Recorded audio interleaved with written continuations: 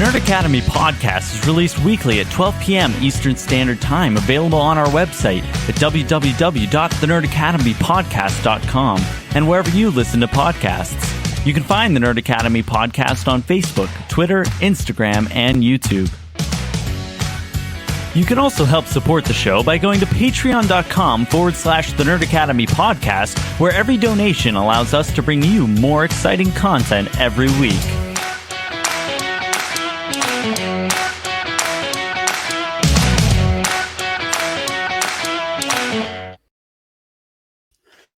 Good morning, class, and welcome back to the Nerd Academy podcast, your source for nerddom news and commentary. And we have a very, very special show this week. We said it when we did our How to Prepare for the Royal Rumble episode that we'll also be doing Wrestlemania. I'm very excited about this. As I've said before, I am a pretty new wrestling fan. I'm an aggressive casual, I guess is the way you could put it. I've also joked like I'm a wrestling Padawan. That's how I've said it to friends of the show, Alden Diaz and Michael McCoy. But I'm very excited to talk about Wrestlemania, to talk with a friend I made first on TikTok. We became mutuals on TikTok. It was very funny. I have a nasty habit of when I see somebody on TikTok wearing a Roosevelt, I comment Roosevelts and then follow them. I do it almost every time. And then we got to find each other in the Roosevelt's Facebook group, which if you are a Roosevelt's collector out there and aren't aware of it, look up Roosevelt's Insiders. It's a wonderful, wonderful group of lovely people. And yeah, I got to meet him briefly at Fan Expo Philly. There was a lot going on, and I'm going to be seeing him again at Fan Expo next month, which I'm very excited for. So without any further ado, we have Mr. Anthony Botta of Botta Hub on TikTok. Hello. Botta or Botta? I should have asked. Botta. You got it Botta. right. You got it right. Okay. Yeah. Okay. I was trusting my gut, and then I double guessed myself. Yeah. But yeah, we are going to be talking everything you guys need to know about WrestleMania and how to get excited and get prepared for it.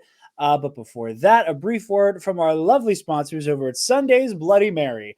You guys know the drill. Sunday's Bloody Mary has the most badass Bloody Mary accoutrement in the multiverse with their 3-time award-winning spicy Caesar mix, as well as their mild and traditional mixes if the spice ain't for you. You can also get your freak on and garnish that bad boy with their also award-winning spicy pickled dilly beans, okra, and asparagus, and some rim salt if you want to get freaky. As I've said before, as a former bartender, Sunday's Bloody Mary is the only Bloody Mary mix I will touch. I make a mean Bloody Mary from scratch, and I like theirs more. I never want to see any other mix unless it's Sunday's. So use the link in the description down below and use the code TNAP, TNAP, at checkout to get 10% off your order and help out your favorite nerds while you do it. So, Anthony, my friend, what is your relationship with wrestling? How did you when did you start? I know most people, like, it's been like a from childhood thing. Most people I know who are into wrestling have been into wrestling for as long as I've been into Star Wars and and the comic books. That it's like a from the cradle to now type thing practically. So what's been your relationship with wrestling up to this point?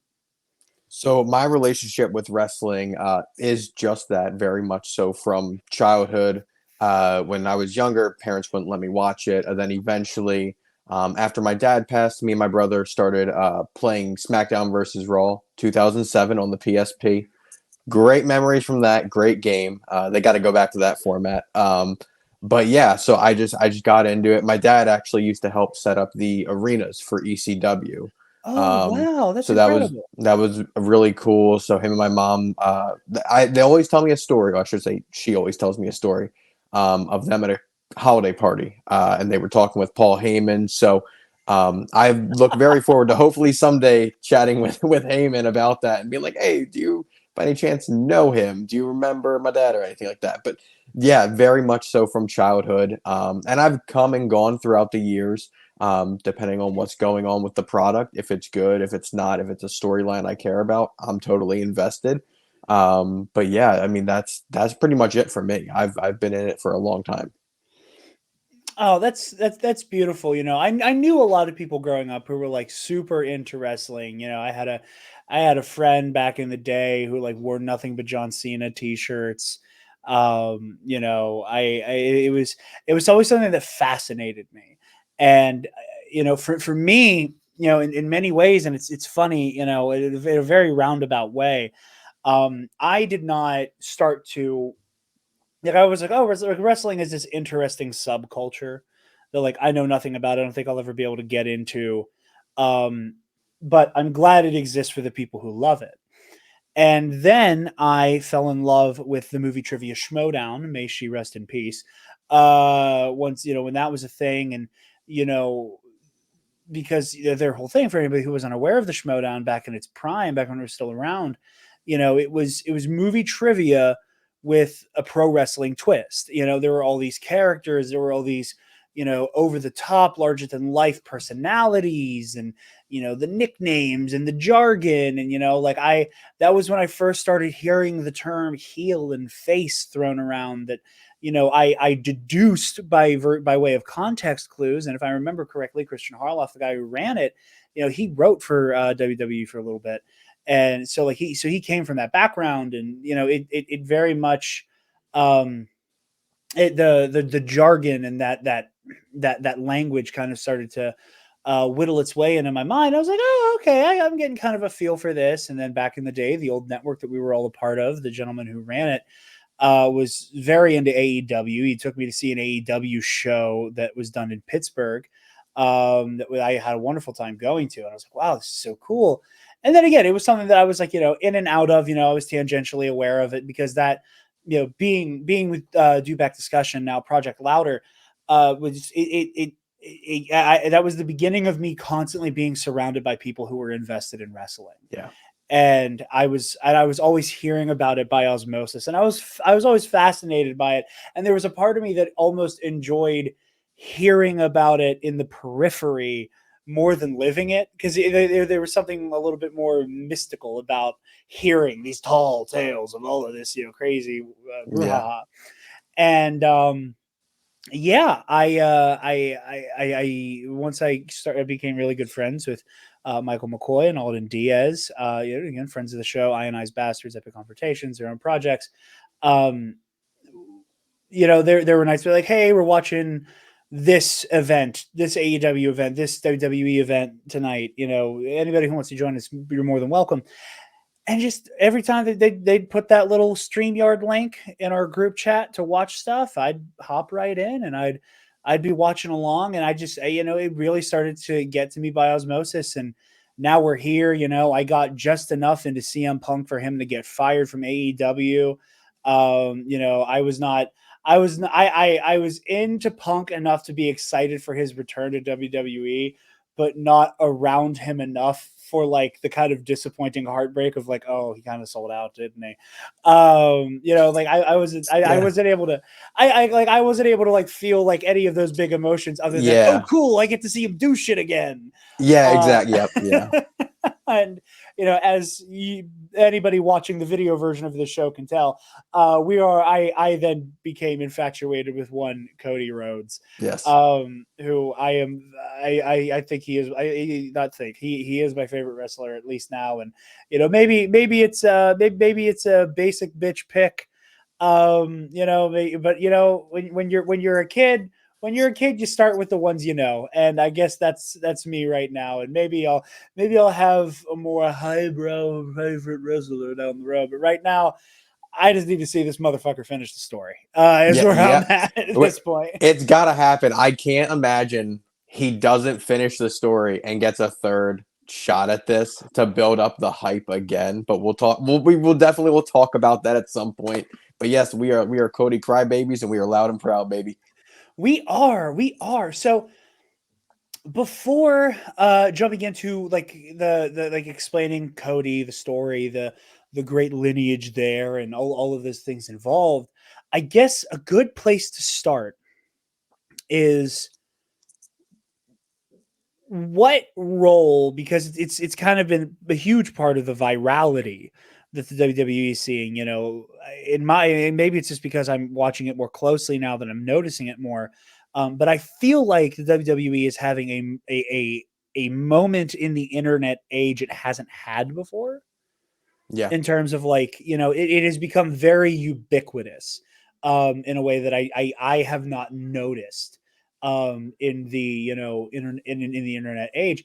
So I guess starting with one of the driving forces of that virality, um, The Rock. Explain what's going on, because most people know he started as a wrestler, came back for a little bit, now he's like back in a real way. So if you want to kind of take point on the arc of The Rock and what he is here now, almost this Thanos figure in the WWE right now. No bold jokes intended. Yeah, what's that Yeah. about? Yeah, the Rock is explosive right now. I've talked with family members, friends, some of my cosplay buddies. One of them, he used to take wrestling bumps. He used to do a lot of the wrestling stuff, and we still have a group chat. We talk all the time about wrestling. I was talking with Emmanuel and Brandon the other day, and I said, "Hey, this version of the Rock it's not a Rock that we've ever seen before. It's not one that like they can bring back his old theme music from 2003. They can do anything they want. It's a different version of the Rock, and they are playing it very close to the chest with that final boss name that they're giving him. Honestly, at this point, I would be more excited to see Rock versus Cody and Roman at Mania, and that's kind of in my mind, that's kind of the one flaw with this storyline right now. Is that match would be a bigger draw for me than Roman, and I think especially when you look at last week's episode of Raw, them bringing like blood is not something that WWE does very often. Recently, it's been something that they are supposed to keep off of TV. And when it happens, it's normally accidental or it's on purpose, but it serves its purpose when it's very minimal. Last week was brutal with The Rock wiping Cody's face and just smearing it on the Mama Rhodes belt. So it's a side of The Rock that we have not seen ever, in my opinion. And I don't know that we will ever get this version again. I do think that they will eventually do Rock and Roman without a doubt. I think you have to, whether it's Yeah. SummerSlam. I don't know that there's going to be enough time because there's a rumor. I can't confirm it because I'm not in Hollywood. But Rock is supposed to be done with Mania, then go shoot a movie. And who knows if he does that give enough time to build a story for SummerSlam? I don't know. So they might just keep it for Mania next year. Maybe we get Rock and Roman. And this version of The Rock against Roman Reigns could be something special. Again, it's just like he's not doing his witty jokes like he used to. He had a couple of them when he came back, but recently he's just been a brutal badass motherfucker, and I love that about it. But again, it doesn't feel like The Rock. This feels like we're getting Dwayne Johnson being pissed off, if that makes sense. That's kind of what it feels like to me, but I'm loving what he's doing. He's keeping it interesting. They're letting him drop words that they don't let other people drop because he's a draw.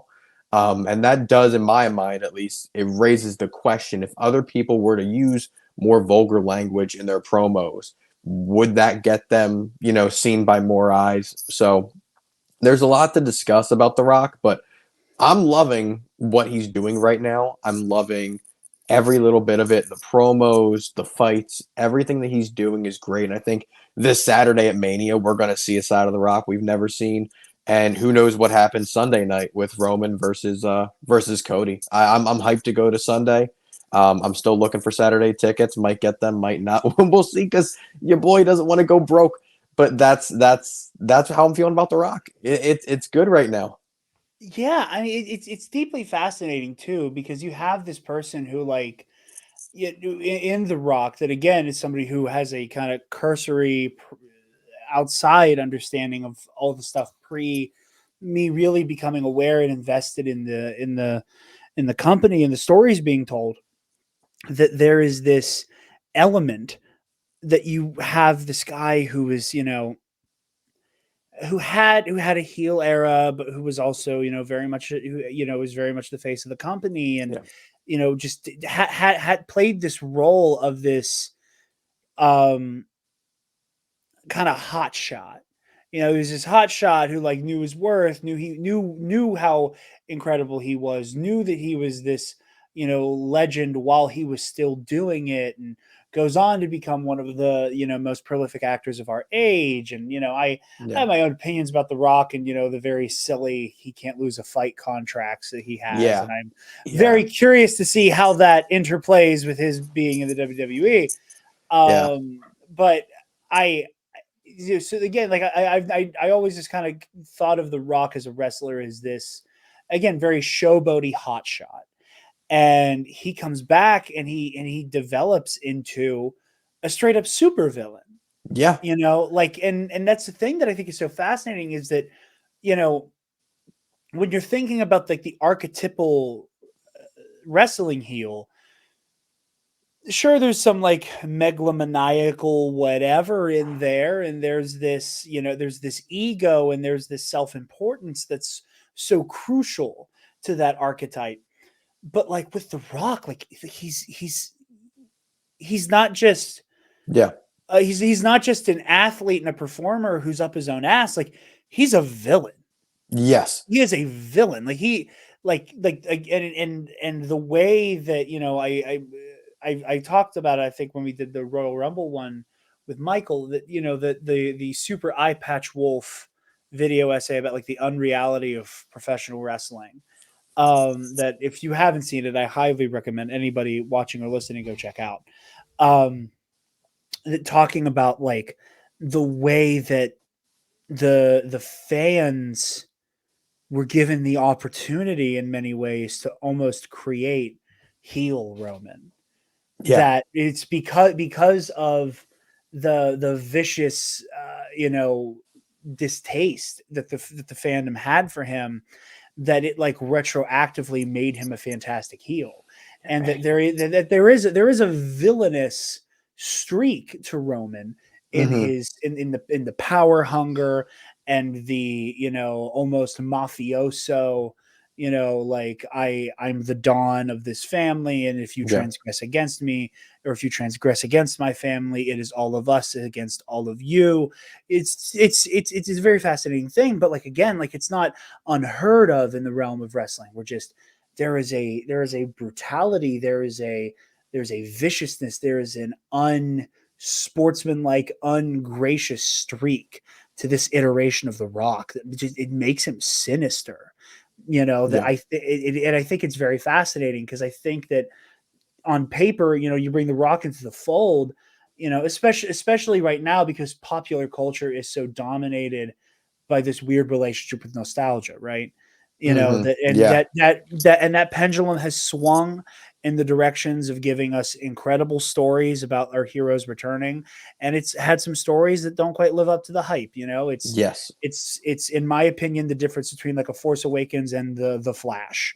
One of them felt very hollow, and the other one was like, oh yes, this is what we love about this universe. And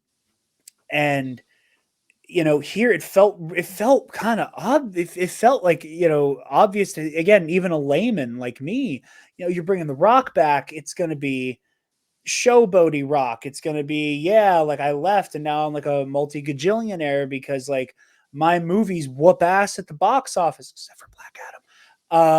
But that one, I don't know. It wasn't terrible, but it wasn't like as good as he made it out to be, in my opinion. Yeah, something hierarchy, something. Yeah. But that on some level, I'm expecting this showboaty, almost anti-hero from him. Yeah. On paper, and then he comes back and he is this like bringer of destruction. Yeah. And that it is this fascinating relationship he has with Cody, that it's this, relationship of, because Cody's whole thing, there's more than one royal family in wrestling, that it's turned into The Rock resenting Cody for representing like another side to the royal family. And that resenting that he gets to be the underdog in a way that The Rock never can be, and that he will never be accepted the way Cody will. It's like I was not expecting a villain, a capital V villain, and I think it's fascinating. Yeah, I wasn't either. I really was, and I think everybody was expecting the same type of Rock that we got 10 years ago with WrestleMania 28 and 29 against Cena. And you got to think he didn't lose WrestleMania 28, so what's going on, this time around? Is he going to win this year, and when he faces Cody then he loses? Cuz like we said, that man has that in all of his contracts that he can't he can't lose a fight. So it's wrestling. What are you gonna do? But it's very crazy to see the history of Roman, Rock, and now Cody in this very long storyline of years ago. Fans wanted Roman to win the Rumble, and Batista ended up winning that one. Next year, Roman comes in. He ends up winning with the assist from The Rock, if I remember correctly, unless The Rock came out afterwards, but I'm pretty sure it was like last minute. Roman was getting teamed on, and Rock came out, helped him win the Rumble. And that was in Philly. They like it was crazy. I'm again, if I remember correctly, but he caught major heat, and that was kind of when people stopped backing Roman because they wanted him to be the face of the company a year before. Everybody wanted Roman to get that big push from coming out of the Shield a year earlier, and they gave Batista that moment. And then a year later, Roman and The Rock, that fans weren't happy. And then you look all these years later how Roman has reinvented himself into the tribal chief. And I have to assume a lot of that is with Paul Heyman being with him because the tribal chief was not around pre-COVID. This man came back. He really, reinvented himself into something that he was not before, and that is the it guy. That is the top. That's the top dog. That it's his yard. That is who Roman Reigns is now. I do wish we get to see him more, but it's great to see this dynamic of Rock and Roman now working together. But there's small little moments where you're looking like, come Saturday, come Sunday, is it going to lead on to something else against Rock and Yeah. Roman? Or are they just going to shake hands, be buddy buddy, and say, hey, we'll do a match at some point and may the best man win? And I doubt it seeing this version of The Rock because, again, he is showing up, he is whooping ass, and he is very different from any version that's fought before. Yeah, and I think it's something that's really interesting because there was that whole controversy and, upheaval in that moment where it seemed like Cody was handing his Rumble win to The Rock. And then that turned into the whole, we Yeah. want Cody, gave birth to the Cody Crybaby moniker and all this stuff that I do think that on some level what we're building towards is a revelation of, it is not the enemy of, or it is not the like, oh, because we're family, I will follow you into battle. It's the enemy of my enemy is my friend. Yeah. And once and I will either help you. It's almost Palpatine in a Yeah. way where it's like I'm either going to help you unseat Cody as the man to beat, or I will help you do that, and one of you will win. And Yeah. either Cody dethrones you, and now it's my turn to take over the bloodline, which has a lot of thematic resonance that Roman has, taken in and cast out and cast out and taken in so many of his own kin that for Roman to like finally ascend to this throne and be on the precipice of being the new record holder for holding the belt, and that he's at the zenith of his Yeah. power, for it to then all be taken away from him the way he has treated his underlings. I think there's Yeah. a fantastic thematic resonance there, and a reversal. But I think there's also, so you could have that, and that is Rock's big villain moment because when he first came out and his, what felt like what was meant to be his challenge to Roman was this, you don't get to say that you own this family line, like motherfucker, you have not been outside as long as I have. Like I'm back, you've been keeping my throne warm. It's not your Yeah. throne. And I really do like that tension between them, and I like the idea that that Roman has kind of indulged The Rock because he realizes he needs an ally of that power and that Yeah. magnitude. That I think Roman knows deep down there is a betrayal coming. Yes. That eventually either Cody is removed from the equation or I'm cast aside Yeah. once he defeats me. And it just makes for such fascinating storytelling. It's a joke I love to make that pro wrestling is my favorite anime. Like Yeah. it is. Yeah. It's never been truer than it is right now with the Cody v the Bloodline Yeah. story. No, you want your One Piece? Forget about it. It's WWE. It's any type of wrestling out there. Even last week on AEW, Edge versus Matt Cardona. I mean, Matt Cardona. Whoo, talk about a rebrand too.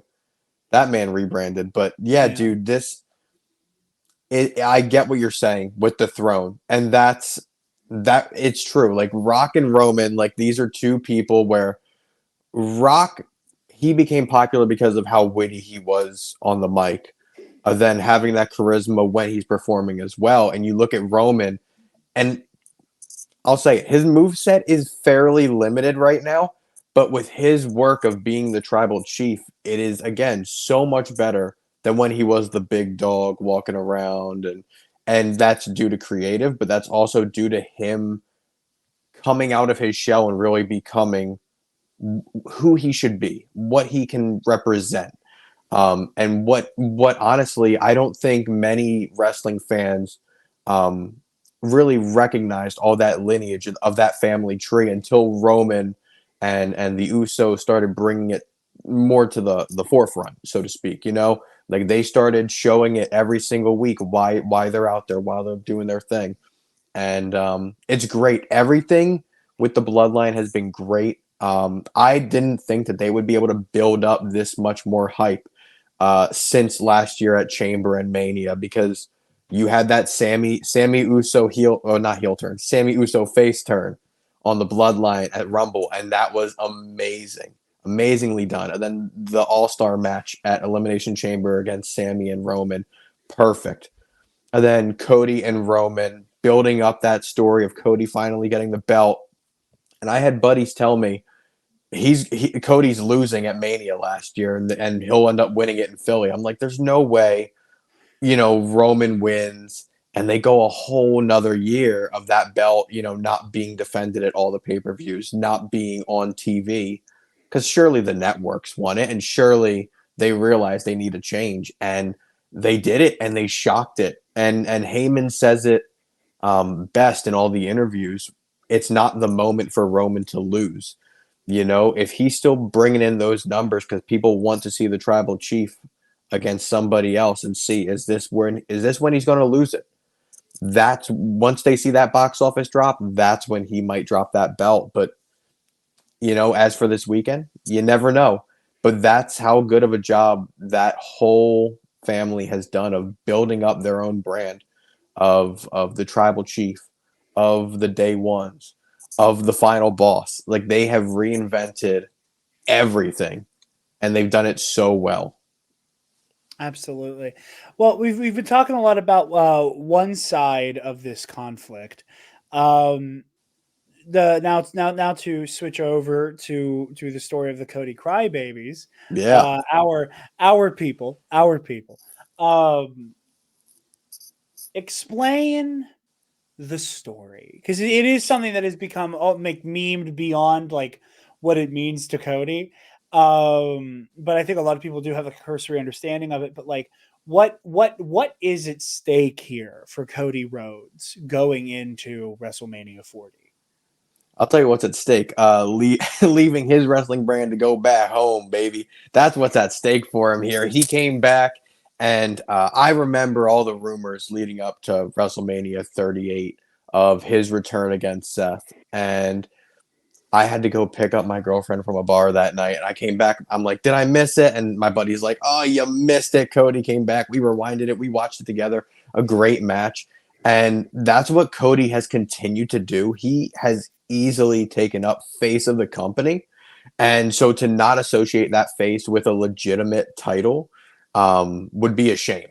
He needs to finish this story, get that belt that, you know, the other members in his family have not had the opportunity to have.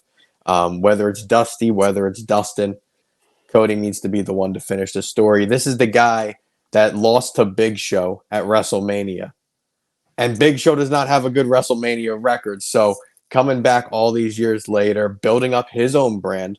Again, just like the Samoan family tree, baby. Cody built his own brand, the American Nightmare. Um, dude, The Rock brought Cody's dog into this, and the dog roasted The Rock by saying The Rock's a cat.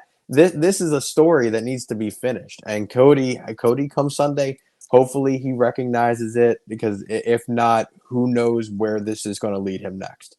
His story doesn't really have a direction. Yeah, I mean, and I think it is I do think it's interesting because, again, in the way that wrestling, again, like its heels are kind of have this, like, for the most part, it's an egomania thing. It's a, again, it's that hot shot, I'm too big to fail mentality. Yeah, The faces, the heroes of wrestling, like, in many cases, it's kind of the same thing, only they're just nicer about it. yeah, Like, it's all about presentation. And I think the genius, kind of going back to the Rock of it all, is that you have Rock came into into the picture as this super villain, while WWE had a straight up superhero yeah. in Raw, or in Cody, And rather. Cody, yeah, That, like, again, like, as I love to make the joke, wrestling is my favorite anime. Like, you do not get much more shonen protagonist than Cody Rhodes, man. yeah, Like, you do not get, with this great lineage, that, like, descended from this legend, and his father Dusty, who was an innovator of the game, and an incredible promoter, and all of these things, to hone in on this idea that, like, that world championship eluded the Rhodes family for so long, that Cody's like, I am here to finish that story, to make it so that the Rhodes family, that has always been viewed as this, you all are legends, but, like, you're not showstoppers. You're yeah, legendary. Like wrestling wouldn't be the same without you, but, like, eh. yeah. Like, it's the joke I love to No, make, of, like, that whole idea of, like, your rapper's favorite rapper. of course, Like, yeah, that you have the people who are winning Grammys and are, all of the streams and all that, but, like, at the end of the day, like, who are they like who are those top sellers talking about? They're talking about people you've never fucking heard of. They're, like, yeah. like, it's, it's like that one Kendrick Lamar bar, it's like, how do you Oh, put it? I The wasn't it like fuck the top three. Well, It's no, just no, no, been not me. not the big three one. It was back Oh, with the Pimp a Butterfly, where he had that, like, motherfuckers want to say they missed when hip hop was just rapping. Well, bitch, if you did, Killer Mike would be platinum. Like, that yeah, whole idea of, like, like, okay, you want to talk about, who's done what for the culture, for the art form. It's these guys, but we just did what those guys did, but in a more marketable way. And yes, I think the Rhodes family kind of bears that torch of, we, like, they did so much for the industry, for the culture, for the art form, but they never got their flowers for it. yeah, And that's what Cody's trying to rectify. And he's done it in this very, straight up, straightforward, there's not a whole lot of edge to him. It is just this straight up guy, this, again, not to, I feel like comparing him to Steve Rogers is just lazy, but, like, it's there. Like, you got this kind of, like, buttoned up, very, like, hi, hello, like, he almost feels like he's here for a job interview, yeah, in the nice suits, he's very, again, buttoned up, of and, course, that you juxtapose that with, like, again, even the good guys have this, like, little bit of edge to them, little bit of showboatiness to them. And for Cody, like, again, it's not about his glory. It's not about his legacy. It's about the people who came before him. yeah, I think it is the most fascinating thing. Again, like, it's storytelling 101. Like, some of the easiest, most resonant ways to tell a story about a hero and a villain is allowing the hero and villains to be mirror images of each other. And this Yeah. idea of Roman wanting to solidify his legacy or his name inside of this legacy, inside of this lineage, and having this like, kind of, I almost said Rocky Alliance. They're making it too hard to not like walk I face know first what you're into all of saying. these Yeah. puns. I remember before we started, I told Anthony, I'm like, I'm gonna give you the reins with explaining some of this stuff, and then I rolled my eyes at myself.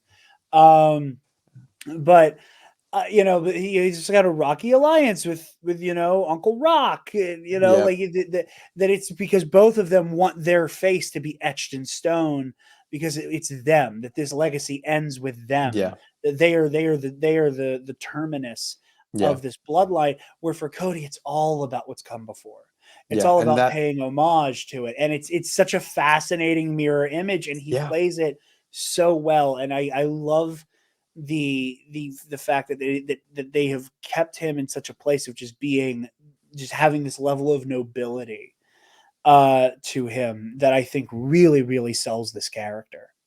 Yeah, that's what makes this dynamic very cool. Is it is very much representing the lineage that has come before on both sides as well as modern day, or present day, and it's a very cool dynamic to explore. And like I said earlier, with everything, all the buildup, Cody versus Rock has to happen at some point. Just a nice singles Oh match yeah. because both of these guys they've done such a phenomenal job. And I've told other wrestling fans that I know that I truly believe that Roman should be doing everything that The Rock is doing because I almost am not interested as much in the night 2 main event as I am night 1. But that, we'll see. We'll see what happens this week. We still have 2 more shows to go before Mania. And if this week's Raw, which should be filming in a little bit, is Yeah. I was gonna anything like say this will last be. week's? Yeah, when you're watching this, you'll be watching this the morning of April 2nd. So we don't know what's happening on Yeah. Raw in the next hour right now. So. Yeah, we have no idea. So who knows what dynamic could change? Because I think Rock and Roman are both on Raw tonight. So who knows if they tease some tensions or some possible turns for either Seth and Cody or Rock and Roman. It really is like everything about this feud has been so great and just it's such a fun and entertaining thing to watch. And this is what makes the product so exciting right now is that you do have your nostalgia factor that we've talked about, but you also have the future.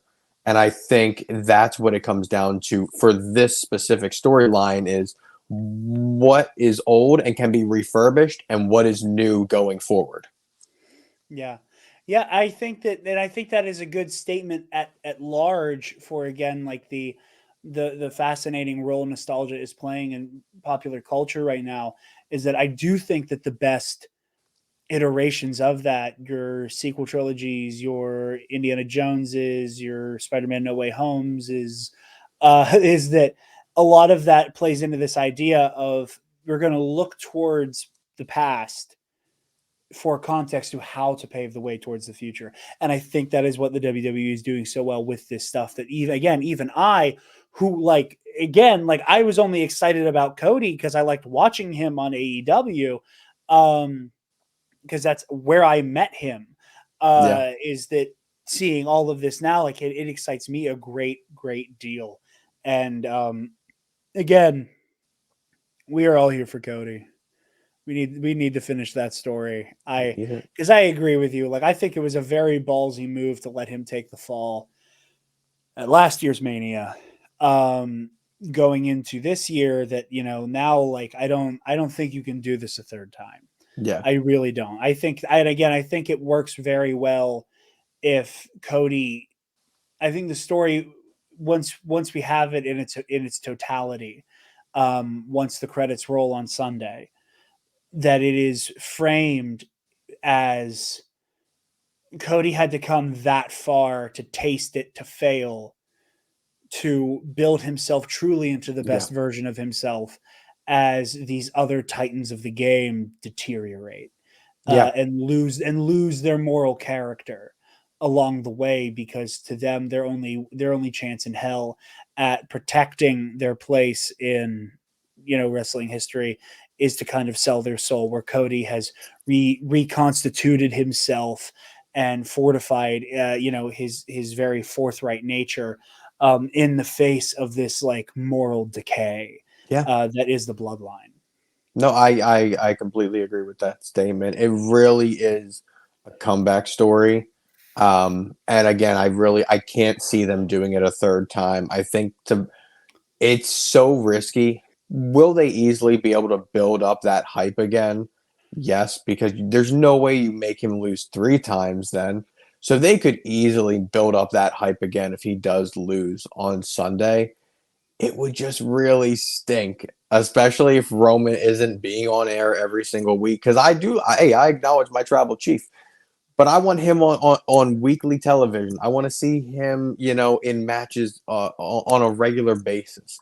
Um, and this whole part-time schedule, like it's not doing it for me. I want a champion that's there, even if they're just cutting promos. I'd rather that as opposed to not being there at all, and everybody else mentions them. And there's so much deserving talent on the rosters right now. I would like a champion that does show up, and Cody, again, this is what's at stake, is not only cementing that legacy, but look at all the hard work he does even at live shows. I mean, he saw a sign and he's going to be this guy's best man at his wedding. Like Yeah. that's the dedication that he has. And that is that. I mean, I haven't seen a superstar be doing that type of stuff since John Cena with all the Make-A-Wish, and Cena still does that stuff. Yeah. So it's kind of being that face and carrying on that legacy that I think is what's at stake for Cody, and we'll see what happens. Absolutely. As we make our way down the card, we move to Seth freaking Rollins and Drew McIntyre. Some characters I've been enjoying a lot. Seth Yeah. Rollins, former faction mate with Roman, Cody's Yep. new ally, and let's start talking about Seth's relation to what we were already talking. It's kind of a good stepping stone from Yeah. conversation to conversation. Um, Seth and Cody at one point were not great allies, as I understand it. Yeah. Yeah. No, they very much weren't. And it's crazy to see their history since Cody came back. And Seth has always had this thing with his character. I don't know if it's, personally or not, but of other people coming in and trying to make WWE better when they've been an outsider or with a competing brand. And so they really use that to their advantage for their rivalry 2 years ago, both with WrestleMania 38. I think it was Backlash then, and then they did the Hell in a Cell match where Cody had the torn pec and just everything. Again, that's the dedication Cody has with going out there with a torn pec. But The man again, turned purple. The man turned purple. yeah, yeah, but again, Seth and Cody are both professionals, and they did a great job with all of those matches. And Seth has been a very great world heavyweight champion since he won that title last summer, and it's very cool to see Drew McIntyre finally getting a spotlight on him and a really good shot at winning this championship. I haven't been invested in Drew McIntyre since I want to say 2020 and 2021. But the work that he's done the past few months, I am hoping he gets his moment in front of fans. And I think it would just be so amazing. I am a very big Drew fan in the current time.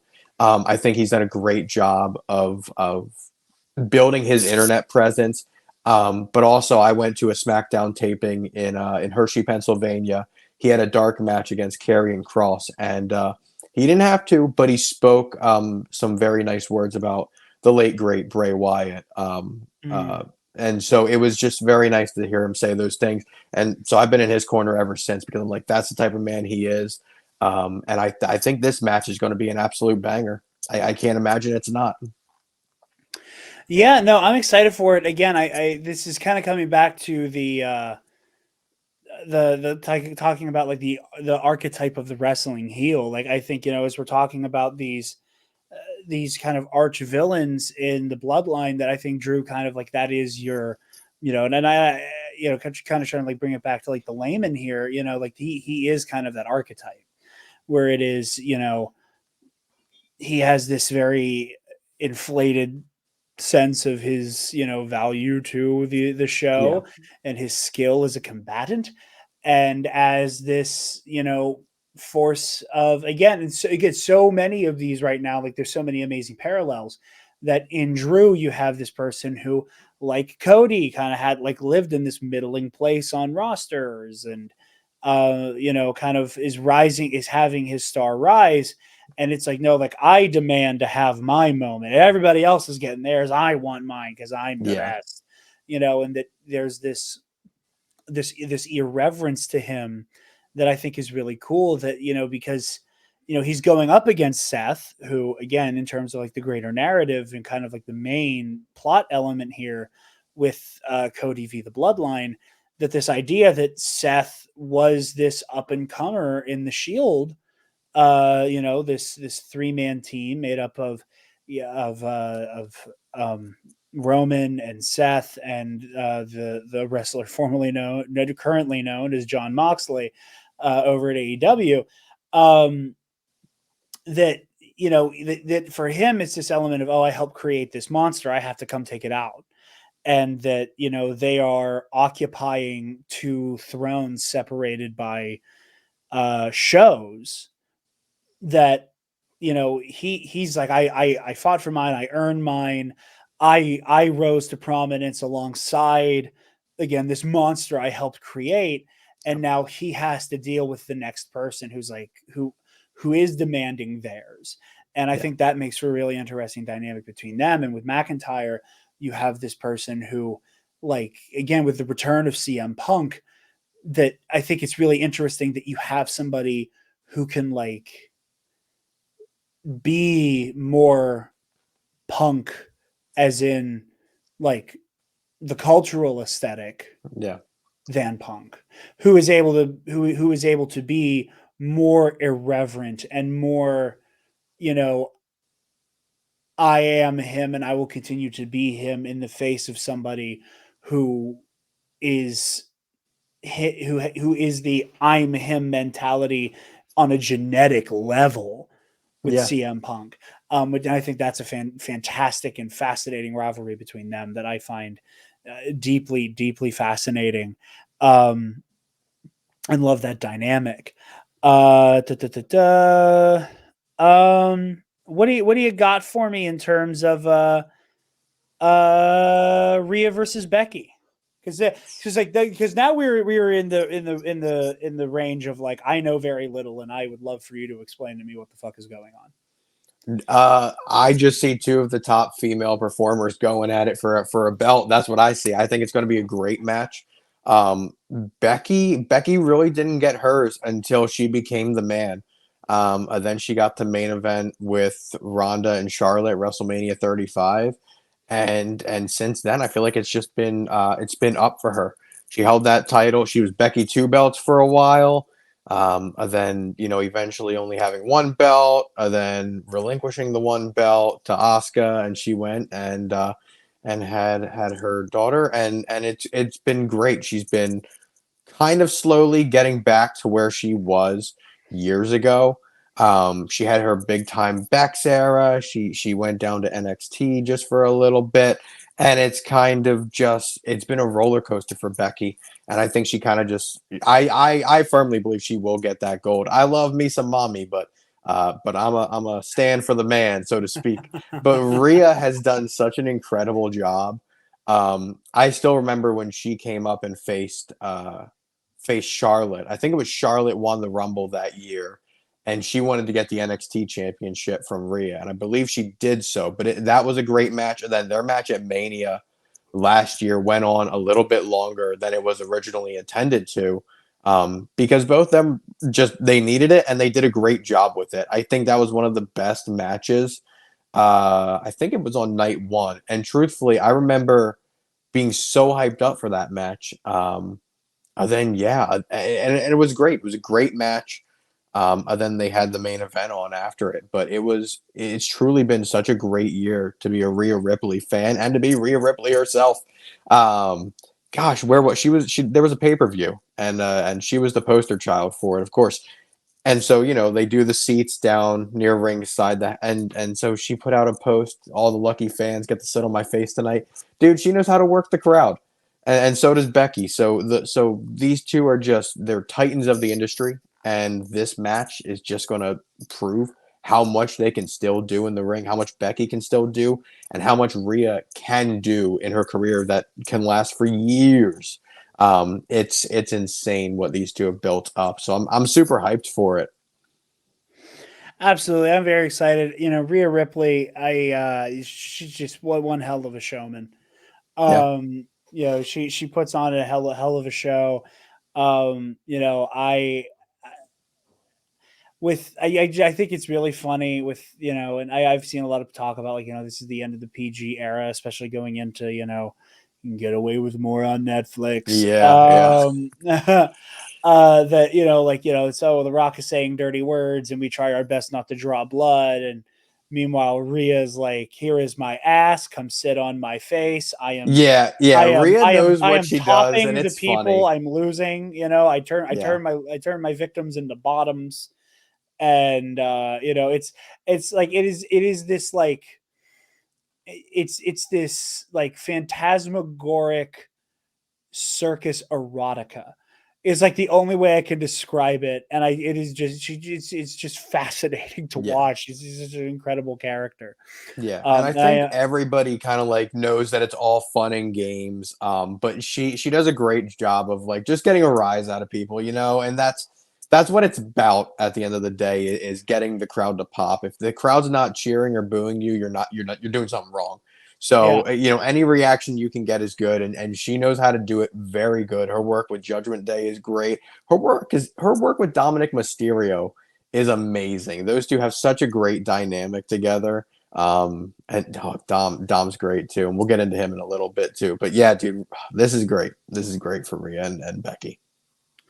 Well, I was to say, let's go right into that, because I've made a couple Star Wars allusions so far, and there's nothing quite as Star Wars as the father and the son duking it out. Yeah. So let's talk Rey Mysterio and Dragon Lee versus Santos Escobar and Dominic Mysterio. So first of all, explain Dragon Lee to me. Explain Dragon Lee to me, because this is not a name I'm super familiar with. Look, I've seen very little of Dragon Lee, but what I have seen, I've been very impressed with his work. He is for WWE, he's very up and coming, and I think if done and pushed correctly, he can definitely be a top guy. And this match, I mean, just getting put right on the card for Mania is huge. It's great. So I have high expectations for this match. Okay, so with Rey Mysterio, legend of kind of like the era when I was a kid. Yeah. I remember, I was a drop in the bucket. There was like all of these kids around me who were super into wrestling. I was kind of like the only comic book kid. So when Yeah. we heard the name Mysterio, we thought of two very different things. Yes. We had very different ideas as to what that name meant. Some people thought of a, kind of like a almost supernatural luchador, and I thought of a special effects guy who had beef with a teenager. Yeah. So Rey Mysterio kind of needs no introduction. However, his kind of rapscallion son in his faction, the Judgment Day. Would you like to brief the people at home on that one? Brief on the Judgment Day. Yeah, long history now with them. No, that was always a super weird faction. I think when the Judgment Day first started, with it being Edge and Damian Priest, and it slowly evolved into something really great. And they're continuing to do great things. We still have Damian Priest, Mr. Senor Money in the Bank, which again, there's always the possibility that this man cashes in. Could you imagine Cody finally wins the championship and down the ramp comes a Judgment Day to make sure Damian Priest wins the championship at Mania?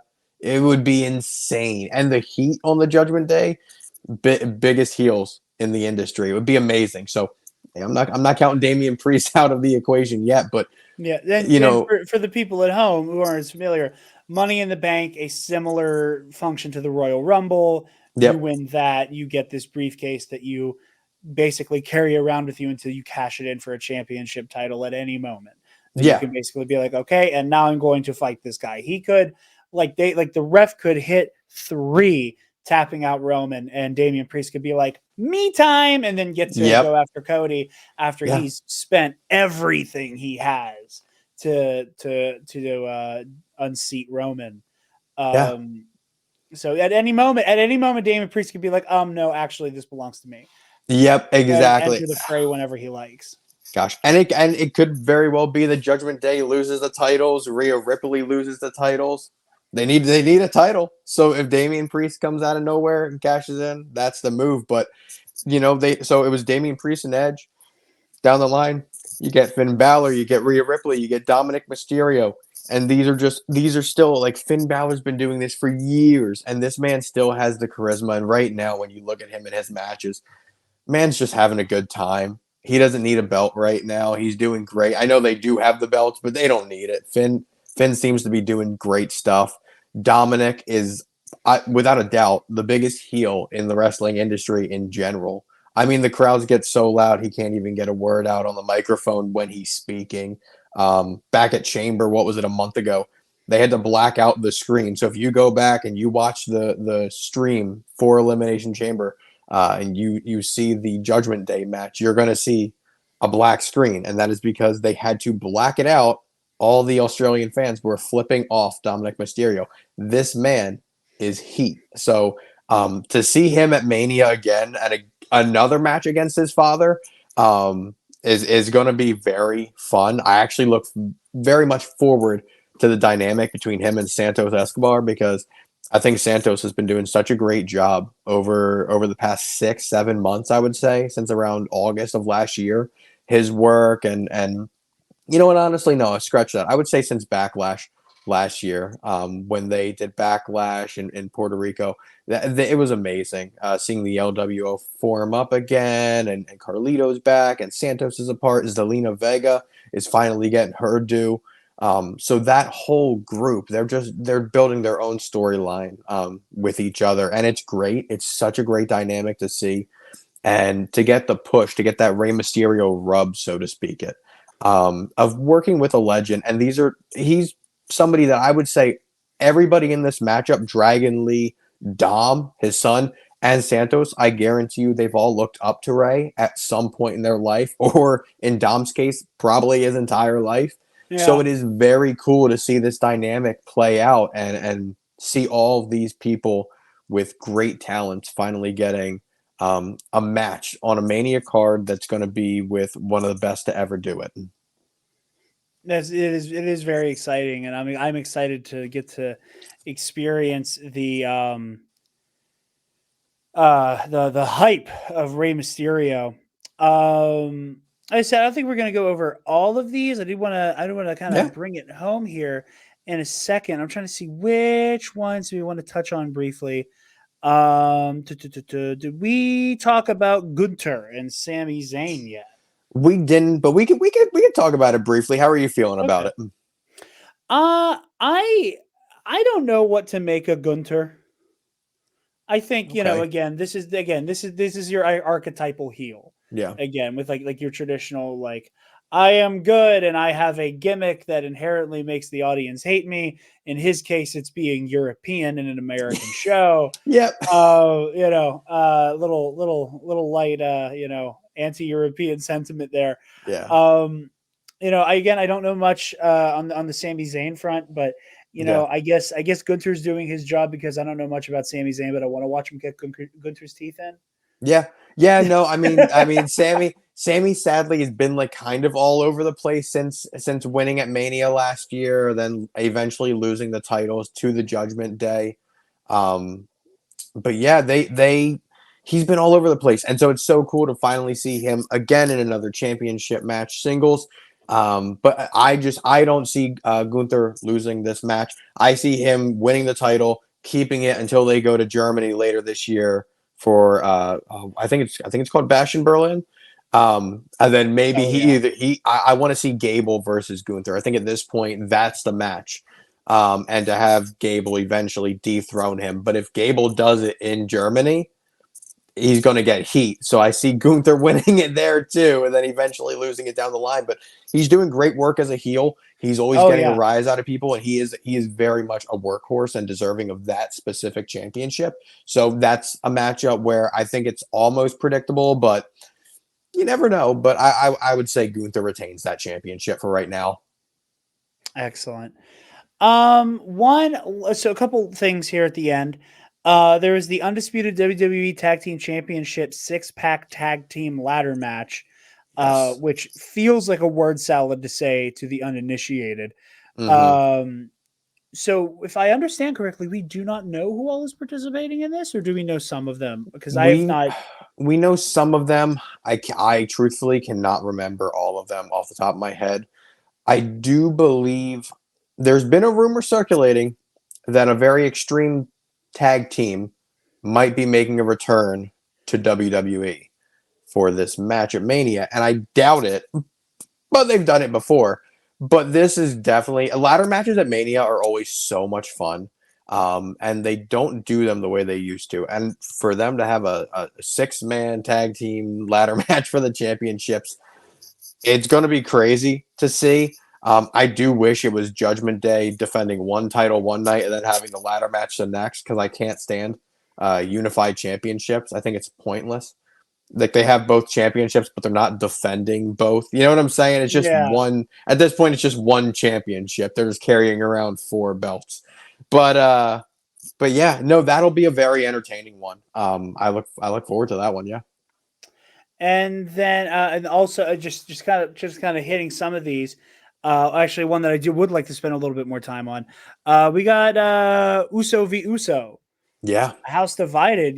Jimmy and Jay. They were brothers that both very loyally served under Roman Reigns. Jay eventually, turned back to the light side and has been a Yeah. fervent ally of Cody's since. There was that very funny press conference where they were both a little lit, Yeet. little lit. Yeah. Yeet, Yeet. yeah. Yeet. Yeah. Absolutely adorable moment there. Yeah. But yeah, so this is gonna be a heavy one. This is again a part of the bloodline wars. Yeah. Yeah, this just adds on to that whole bloodline saga. I feel like with everything with the bloodline, it's like reading an X-Men comic. You have, oh, here's your X Factor, here's X-Force, here's X-Men, Yeah. here's Uncanny X-Men, and there's just so many moving parts. But this is one that everybody knew it would eventually happen, and all brothers always fight for a wrestling match at some point. Dustin and Cody did it. The Hardys did it at Mania 25 in a great match that Jeff should have won, but it was a showstopper.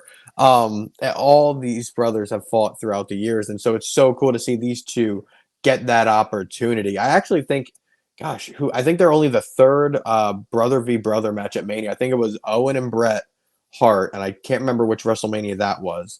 I think it was WrestleMania 10 maybe, and then 25 was Jeff and Matt, and then 40 is Jay and Jimmy. So it looks like it might be every 15 years we get a brother match or something like Yeah. that.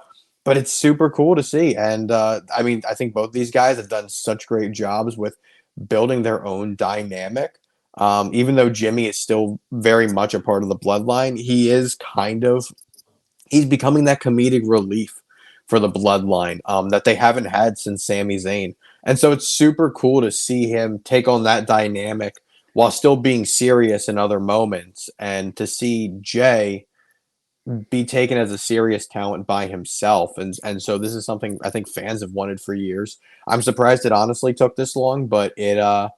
I think it's gonna be a very emotional ride if they do it right. I mean, and it was very much a huge, spotlight on them during the Royal Rumble. Yeah. There was a lot of, like while the greater melee is taking place in the Yeah. ring, there was a lot of focus on this, battle between brothers that was very Yeah. brutal and had a lot of animosity in there. So I'm very excited to see how that pans out. One of the things I'm excited about with like all of with again like the bloodline war, is is who will fall in battle. Yeah. That like there might be that again, I don't know where in each night this is happening. Yeah, exactly. I Yeah. don't know that we even know what the lineup is. Like we know a lot of who, we know a lot of the who, we don't know the when. Yeah, I think so far it's really just the Rock and Roman versus Cody and Seth on night one that's confirmed, and then day two really is just the World Heavyweight and then the WWE Championship match. I don't think anything else has really been confirmed unless they just did it on Friday. Because I was looking into it because I really want to see LA Knight and AJ Styles. Yeah, Uh, we'll and talk about that one next. Yeah, but like I'm very fascinated to see, like, for the sake of drama and mhm, and tension, if they let the bloodline take one on the chin at one point, and then they're like, oh yeah, by the way, Cody, your great ally is now incapacitated.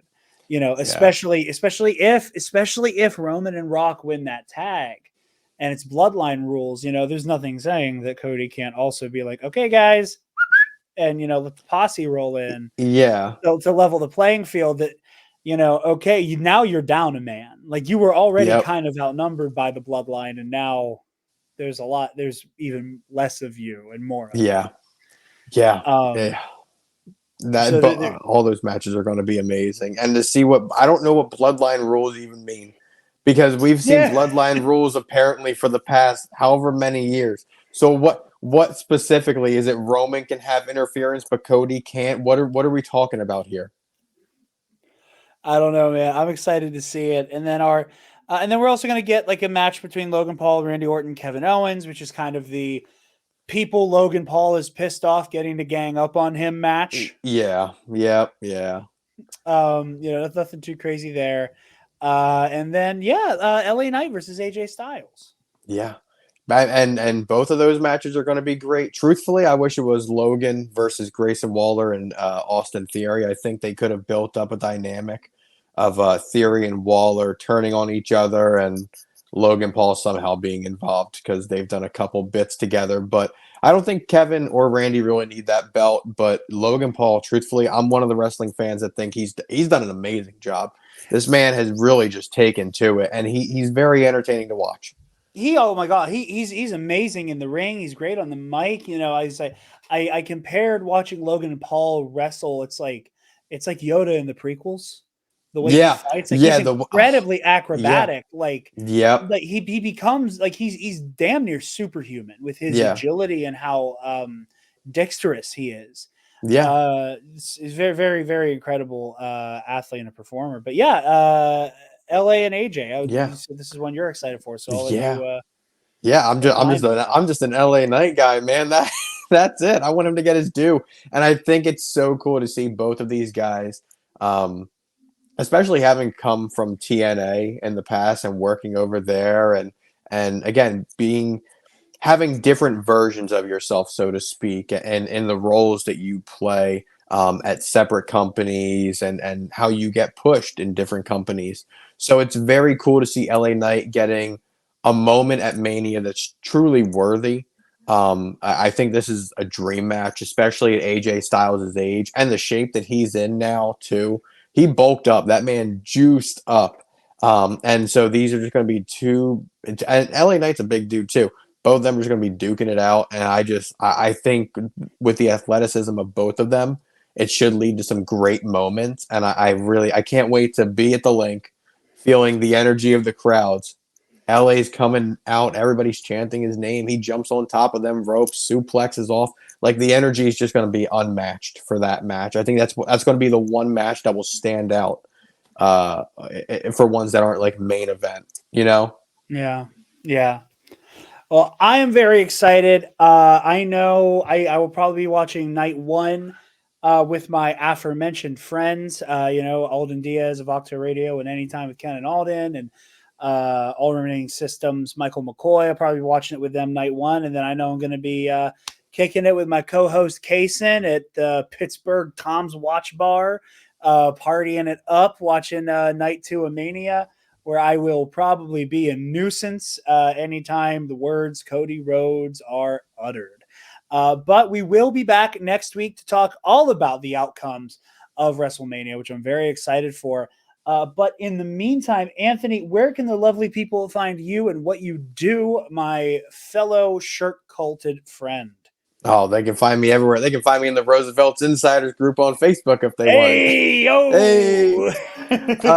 they can find me on Instagram, TikTok, YouTube. I go by the name Botta Hub. I have a few different accounts on Instagram. One for photography, one for all my nerdy stuff, and then one that's more of just like a chill one. But there's all these different ones on YouTube. You can find gameplay. I've kind of dabbled in different things, but that's mostly what I'm posting on there.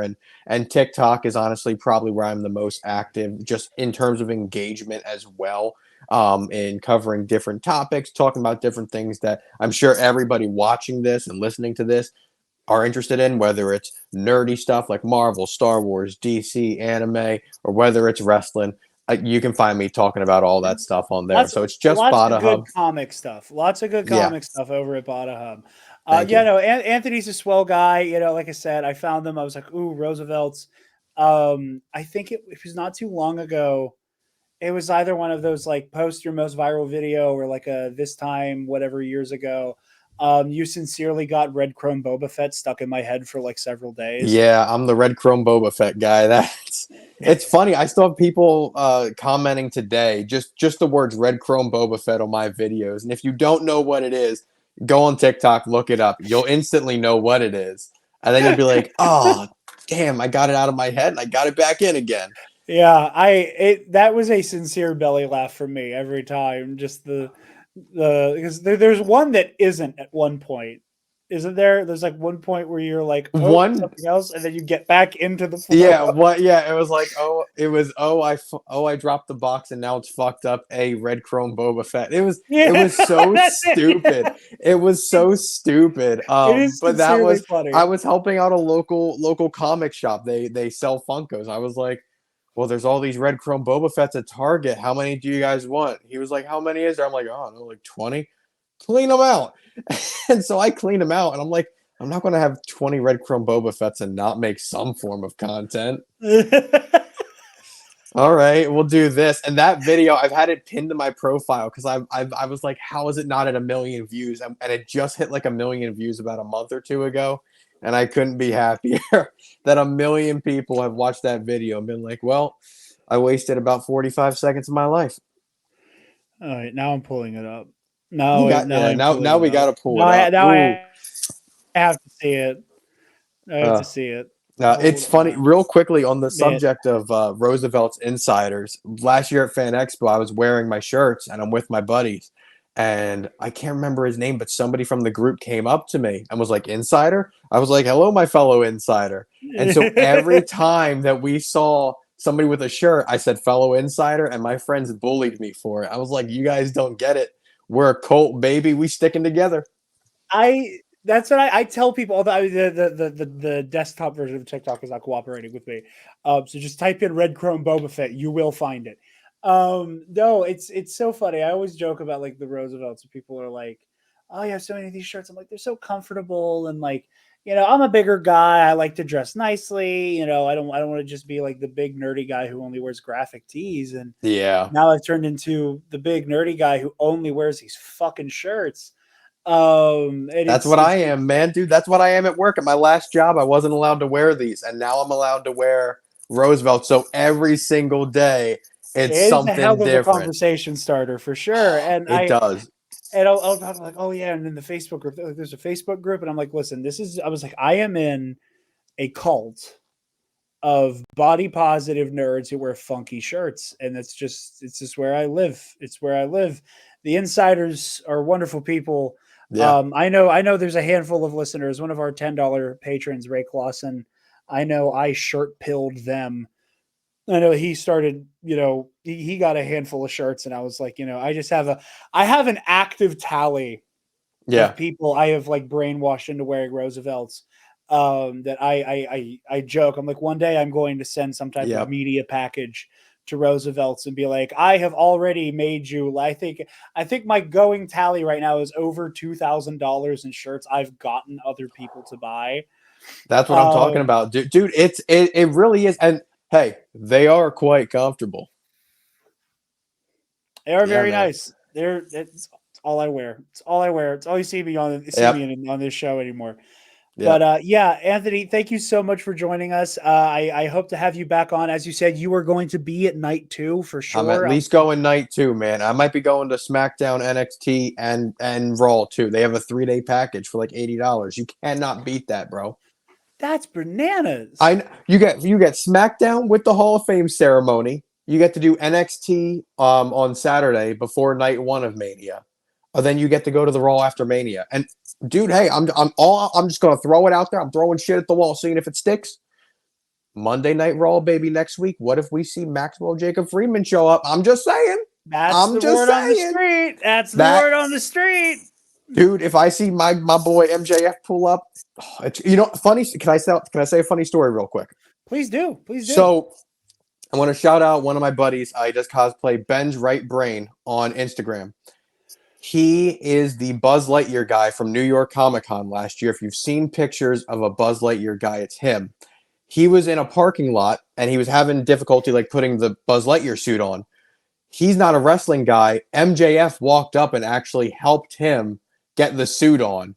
And he had no idea who it was. And somebody later on in the day showed him a picture. He was like, oh, that's the guy that helped me out with the suit. And so it is so fun. Like, I don't think MJF would have helped it if it was somebody that knew who he was. But it's just so funny like, that hey, it's so funny because of all the nerd shit that he says in his promos to have that happen. I was like, that's a great story. So shout out to Ben's Right Brain on Instagram. He's doing great stuff with all his 3D cosplay builds. Love him. He's a great guy.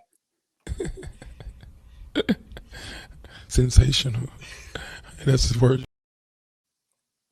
Absolutely. Well, Anthony, I'm going to let you go, and I'm going to let future me take care of all the end of the show, shout outs, and all that. So, Anthony, thank you very much. Hopefully, we get to see you. I love when people use the mobile version of StreamYard because it does bizarre shit. I didn't know. I thought that was you that did that, to be honest. No, I did it. I have no idea. What was that? Was that the double thumbs up? Was that what that was? I don't know. Whoa! Anytime you've held up your thumb, it's done like a weird thumbs up react. I don't know if you've noticed that. Oh, I thought. Oh, wow, yeah, dude.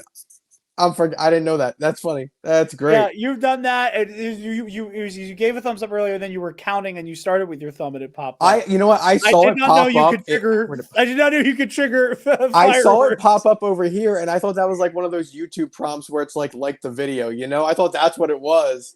Oh, I know. That's great. I do not have the operation where I'm putting that shit in my videos right now. Oh my god, that's great.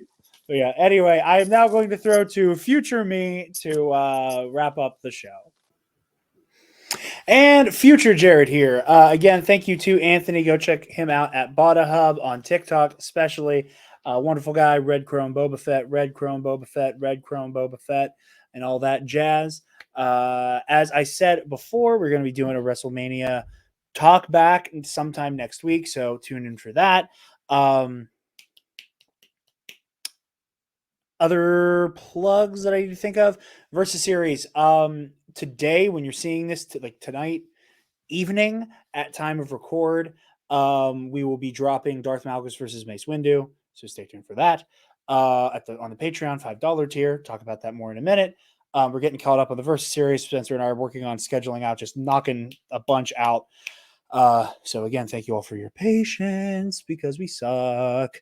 Epic Confrontations, for those of you who are wrestling fans who are turning into the Nerd Academy podcast for the first time, you're going to be talking about the Movie Trivia Schmodown, a place where movie trivia and pro wrestling had a baby and it was beautiful. Well, we're doing the same thing with Star Wars trivia over at Epic Confrontations, Star Wars in a Galaxy's Epic Confrontations.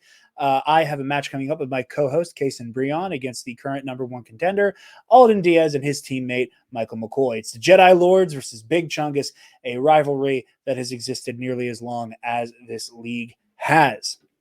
Ionized Bastards should have a new episode coming out next week. Fingers crossed. We had to reschedule this week. We were supposed to record tonight, actually. But things got moved around a little bit because Dan Miller was not feeling well. So hope Dan feels better next week. So stay tuned for all of that. You guys can follow me on Twitter and Instagram at DarkJedi2552.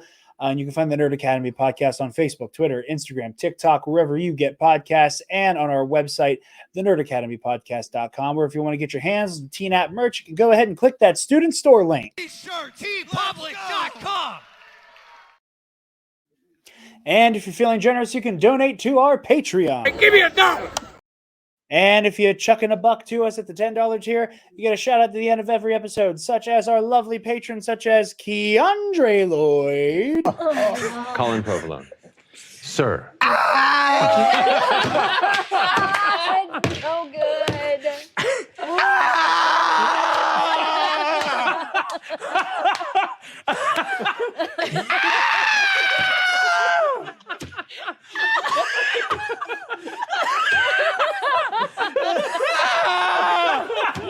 Steal yourself, Colin! Steal yourself! This is me stealing myself. and to Paco. All right, ladies and gentlemen.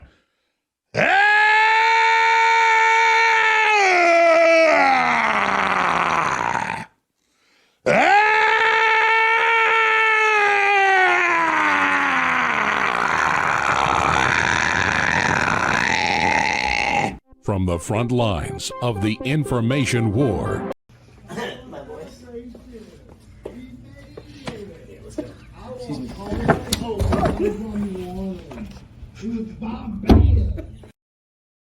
My keyboard's stuck, and you got the Scotty clip at the end, too. As well, thank you to our $10 patron, Ray Clausen, who asks that you help keep queer kids safe in the Lone Star State by donating to Equality Texas.